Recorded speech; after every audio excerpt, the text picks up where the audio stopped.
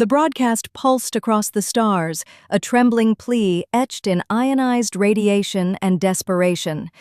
The Vexari Confederation, once proud, now fractured, was begging for aid. The galactic conflict they had nurtured, exploited, and weaponized had finally turned against them. They were not used to being prey. Their message was clear. They offered full reparations, access to resource-rich systems, and long-term treaties of peace and trade. In return, they sought assistance in halting the Harkon swarm, an unstoppable force they once thought manageable. What they failed to mention in the transmission was that the Harkon were not entirely an alien threat. They were once a subjugated bioconstruct race, created by the Vexari themselves. A weapon made too perfect, too self-replicating, and entirely too angry. Hundreds of civilizations watched the call with cold detachment. Few forgot how the Vexari had turned neutrality into extinction for the Ikwan, or how they had used peace talks as cover to destabilize the Sharnari triumvirate. Their empire had been forged on manipulation, debt, and engineered collapse. So when the Vexari cried for help, few lifted a finger. Except one. The humans answered. The Galactic Council stirred uneasily. The humans were an anomaly, new, unaligned, and feared for one simple reason. They came from a death world. A real one. Earth's classification was officially Deathworld Class 5, with gravity spikes, aggressive atmospheric conditions, and an ecosystem so predatory that even its plants consumed flesh. That a sentient species not only emerged there but thrived, spread, and reached space with primitive combustion engines was a cosmic joke. Humans didn't build alliances through politics. They built them through trade, science, and what they called mutual respect. No bribes, no coercion, just quiet efficiency. They had attended council meetings, listened carefully, rarely spoke. But when they did speak, their words carried weight, as if they measured death before uttering syllables. So when the humans answered the Vexari call, many assumed a trap. Aid, perhaps, in exchange for data, maybe even to test new weapons or field technology. After all, the humans were methodical, calculated, rational. No one expected annihilation. The Vexari saw their ships before they heard from them, sleek, obsidian in structure, and dead silent to most sensors. The humans brought only 13 vessels. Not fleets, not armadas, just 13. The Vexari High Command laughed. Surely this was reconnaissance. The Harkon did not laugh. The first contact was not a broadcast. It was an act of violence so precise, it redefined warfare. A Vexari-controlled world, Nyrex 7, had been under siege for weeks. Harkon spores blanketed the atmosphere, devouring metal and flesh alike. Vexari forces were days from surrender. Then, the sky turned to fire. Human kinetic rods, untraceable until impact, fell like the wrath of forgotten gods. Each was a metal cylinder no larger than a cargo crate. They did not carry explosives. They didn't need to. Falling from orbit at terminal velocity, they struck with the force of nuclear warheads, but without radiation. Mountain ranges collapsed. Harkon breeding hives vanished into molten craters. In just 8 minutes, the planet was silent again. The Vexari cheered. They opened comms to the humans. The humans did not respond. Instead, their vessels moved on. System after system, the pattern repeated. No dialogue, no threats, no quarter. Human drop troopers, genetically and mechanically enhanced, descended in orbital pods. What they lacked in numbers, they compensated with precision. Each squad had surgical objectives: destroy command nodes, cut supply lines, eradicate biohives. And when they encountered resistance, they showed no mercy. Captured footage leaked across the interstellar nets. It showed human soldiers, tall, black-armored figures, moving with terrifying calm, walking through biothermal firestorms. Their weapons fired not bolts or beams, but vibrating shards of dense matter that tore through Harkon plating like it was paper. In one recording, a human unit walked into a collapsed hospital. Instead of scanning or securing, they silently planted devices, activated them, and left. The building collapsed seconds later, burying Harken birthing chambers beneath kinetic implosion. The Vexari attempted contact, over and over. "We thank you," they said. "We owe you." They offered data, territory, shared research. There was no reply.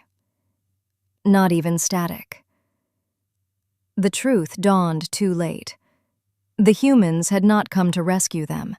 They had come to finish the war. 1 month into the campaign, Vexari Command prepared a reception at their core capital, Exar Prime. Parades were organized. The high voice of the Confederation rehearsed speeches honoring their new allies. But the humans did not dock. They did not land. They did not send diplomats. They opened the planet's core.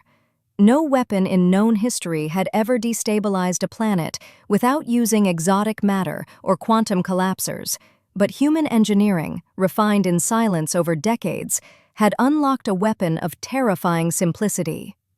A seismic resonator, planted deep in tectonic fault lines, used the planet's own energy to tear itself apart.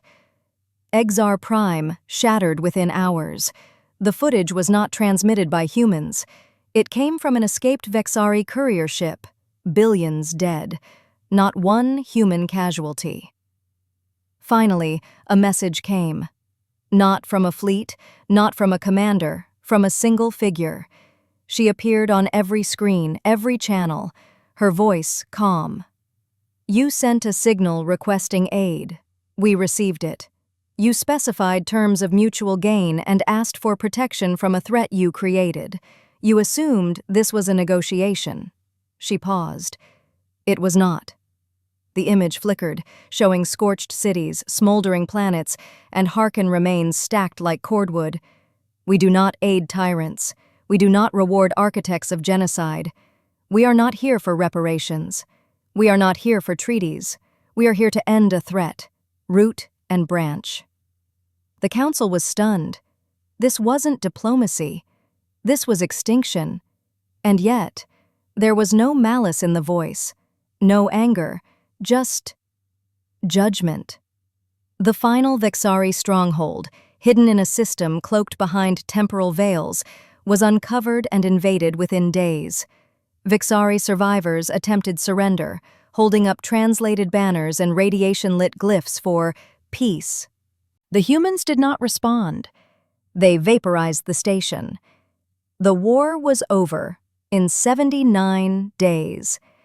In its wake, a silence settled over the galaxy. Not fear, not respect, but awe. The humans had done what no coalition had achieved in 2 centuries. They had erased the Vexari, the Harkon, and every trace of their war machines. No prisoners, no occupation, no monuments. Then they vanished. Their ships withdrew to their death world, ignoring comms, refusing interviews. They refused to explain what drove them. No demands, no posturing, just silence. In council chambers, debate erupted. Some saw the humans as a necessary force, a purifying blade against unrepentant empires. Others whispered of new threats. If humans could do this to the Vexari, what would they do to others? Then came a second message, this time from Earth's unified government. It was brief. "If you harm another world, another species, or engineer another swarm, we will return. We are not your sword. We are not your shield. We are the consequence you forgot existed." And with that, transmission ceased. The Vexari legacy ended not in triumph or tragedy, but in a quiet annihilation meted out by a species no one truly understood. The galaxy, in all its age and arrogance, had believed it was the peak of civilization. The humans showed them something different. Not hatred, not cruelty, but clarity. And from that day forward, their name was spoken carefully. For they were not seen as saviors. They were the Deathworlders. Rumors spread like spores on the solar wind. Whispers in asteroid bars, back-alley starports, and pirate guild bunkers spoke of shadow ships still moving across the void, human ships, silent, untrackable, watching. Some said they stayed behind, leaving sleeper fleets cloaked in dead systems. Others claimed that Earth's moon now held a weapon so vast it could erase an entire nebula. The truth, as always, lay somewhere between the silence and the fear. One fact was undeniable. The balance of power in the galaxy had shifted, not because a new empire had risen, but because one species had made it very clear they did not care for empires. They did not desire dominion. They desired silence, safety, order. What scared the Council the most was that humans didn't celebrate their victory. There were no statues, no medals, no great historical broadcasts. Earth didn't glorify the campaign against the Vexari or the extermination of the Harkon. The operation was recorded, classified, and then archived. A few brave emissaries tried to reach Earth, hoping to begin talks, understand their intentions, open cultural exchanges. Most were denied entry at the border of Sol System. Those allowed in never spoke much afterward. One Sharnari diplomat, upon returning, submitted a single line in his report before resigning from interstellar affairs entirely. "They are not what we thought. They are far worse, and far better." Centuries passed. The younger species grew, prospered. The scars of the Vexari Wars faded. Monuments to peace were built, and the humans remained quiet. Occasionally, Earth would send observers to major council meetings, never speaking, just watching, like stars with eyes. Then one day, another distress signal echoed across the void. Number of these time exchanges, rating the servant wazing to be win seconds to be a glitches to the environment the system. After development solves a quote statage is no basks. After development from basts, stain. The system is better and soon to consumers speaking of age into the round, the null bloom, the sand, not set stars, and after known with 15 ships, no warning, just action. Where the null bloom spread quantum decay, the humans responded with something worse. Reality anchors that stabilized time-space against chaotic code injections. While the bloom tried to unmake existence, human scientists dropped entropic reversal arrays. It was not a war, it was a contest of understanding, and humans understood death better than anything else in the galaxy. They burned the null bloom down to its singularity. When the last piece of it collapsed into a neutron echo, the humans retrieved a single data shard. They did not share what it contained. They did not even acknowledge the Drokar who begged for knowledge. They simply left. For a time, paranoia dominated the stars. Some species began to build defenses, massive shields, sleeper fleets, planet-scale AIs, terrified that one wrong step would bring the Deathworlders back. But over time, patterns emerged. The humans only moved when something threatened the very fabric of life. Not politics, not power, not even petty wars, but true threats, existential ones, and they never moved twice for the same species. A warning, perhaps, or a lesson. On a small world in the AIR Rim, a philosopher of the Oltari Woven wrote a theory that became legend. "They are the immune system of the galaxy," she said. "We are cells, most function. Some mutate, some go rogue, and when they do, the Deathworlders come, not to save, but to purge."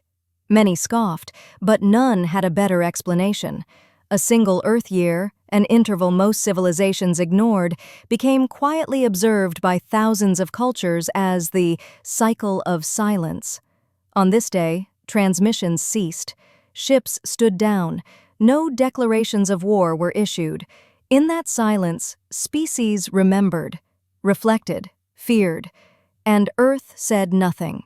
The Vexari became a cautionary tale. The Harkon, a forgotten weapon that had turned on its masters. The null bloom, a flicker in the cosmic dark. And the humans, still there, still silent, waited for the next infection, because Deathworlders didn't care for fame, or conquest, or even thanks. They cared for survival, of life, of order, Jesus instances of a galaxy that had forgotten what consequences looked like, use Argent's skiering guide Aubrate's people, until they arrived, until they reminded everyone, and until they vanished again like shadows swallowed by the black.